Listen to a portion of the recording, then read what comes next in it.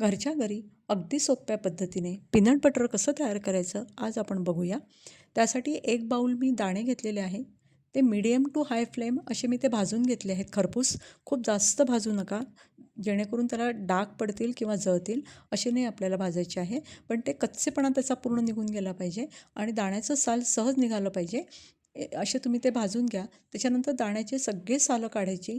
पांढरे दाणे जो असतो त्याच्या आतमध्ये एक असं छोटंसं बारीक असतं, ते पण काढून ते स्प्लिट करून घ्या आणि नंतर मिक्सर जारला लावा.